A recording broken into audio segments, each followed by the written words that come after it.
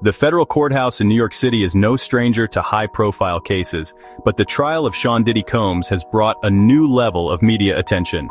Combs, the music mogul and entrepreneur, faces a slew of serious charges, including sex trafficking, sexual abuse, and racketeering. The charges stem from accusations made by 4 women who allege a pattern of abuse spanning 2 decades. If convicted, Combs could face life in prison. Jury selection began on May 5, 2025, and the process has been anything but ordinary. Over 600 potential jurors filled out questionnaires with questions probing their familiarity with Combs' career and the allegations against him. The potential jurors were also shown a video of Combs in a physical altercation with Cassie Ventura, one of the alleged victims, back in 2016. As the trial unfolds, the courtroom has become a crucible of accusations, denials, and legal maneuvering. The prosecution is attempting to paint a picture of Combs as a man who used his power and influence to control and abuse women. The defense, on the other hand, maintains Combs' innocence, arguing that the relationships in question were consensual and that the charges are baseless. The stakes in this trial are incredibly high, both for Combs and for the alleged victims who have come forward. The outcome of the trial will hinge on the evidence presented, the credibility of the witnesses, and the jury's interpretation of the events in question.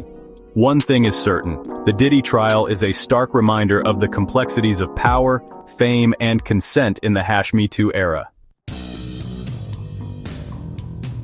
At the heart of the prosecution's case are the harrowing allegations made by 4 women. They accuse Combs of engaging in a systematic pattern of abuse, using his wealth and influence to coerce them into sexual acts against their will. The women claim that Combs manipulated them into participating in drug-fueled sex parties, often referred to as freak-offs, where they felt pressured to engage in sexual activity with Combs and others. One of the alleged victims, Cassie Ventura, who plans to testify under her real name, claims to have endured years of physical and emotional abuse at the hands of Combs. Ventura alleges that Combs subjected her to beatings, rape, and controlling behavior, leaving her traumatized and fearful.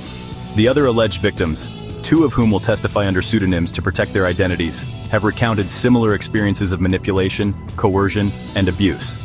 The prosecution alleges that Combs used a combination of charm, intimidation, and violence to maintain control over the women. They claim that he would shower them with gifts and promises of career advancement, only to later resort to threats, intimidation, and even physical violence when they attempted to break free from his control. The alleged victims have described feeling trapped and powerless, fearing the potential repercussions of speaking out against a man of Combs' stature.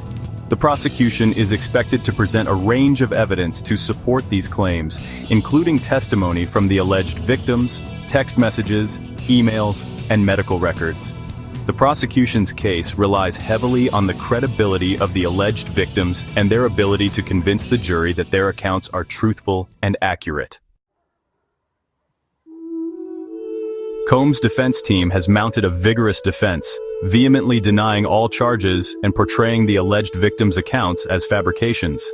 They argue that the relationships in question were entirely consensual, and that the women were willing participants in the activities they now claim were abusive.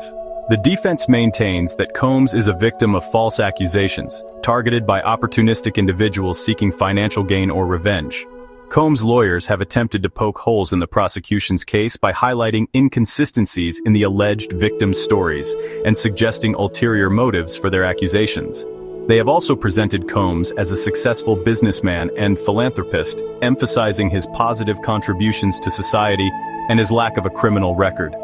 The defense argues that the prosecution's case relies on speculation and conjecture rather than concrete evidence.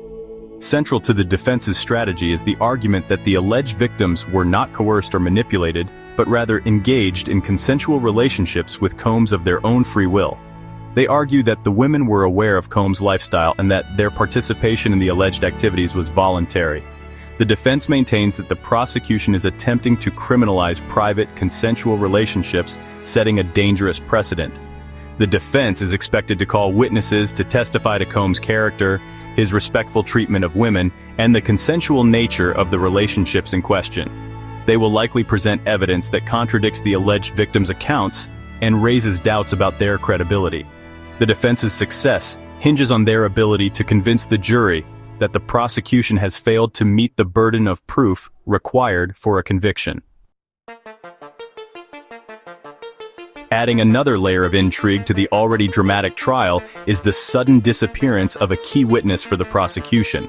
The witness, identified only as Victim 3, was expected to provide crucial testimony regarding the alleged abuse she suffered at the hands of Combs. Prosecutors had described her testimony as very personal and explosive, suggesting it could have a significant impact on the jury's perception of the case. However, just days before she was scheduled to take the stand, Victim 3 vanished, leaving prosecutors scrambling to locate her and salvage their case. The circumstances surrounding her disappearance remain unclear, but sources close to the investigation have suggested that she may have been intimidated or threatened into silence. The prosecution has remained tight-lipped about the details of her disappearance, but has acknowledged that her absence is a significant setback. The defense has seized on the missing witness as evidence of the prosecution's weak case, arguing that it raises serious doubts about the credibility of the allegations against Combs. They have demanded that the prosecution decide whether or not they will call Victim 3 to testify by the end of the week, accusing them of delaying tactics and gamesmanship. The judge has given the prosecution until Friday to locate the missing witness or proceed with their case without her. The disappearance of Victim 3 has cast a long shadow over the trial, raising questions about witness tampering, the power dynamics at play, and the challenges of seeking justice in high-profile cases. It remains to be seen whether the prosecution will be able to locate the missing witness and whether her testimony, if it ever comes to light, will bolster their case or further complicate an already convoluted legal battle.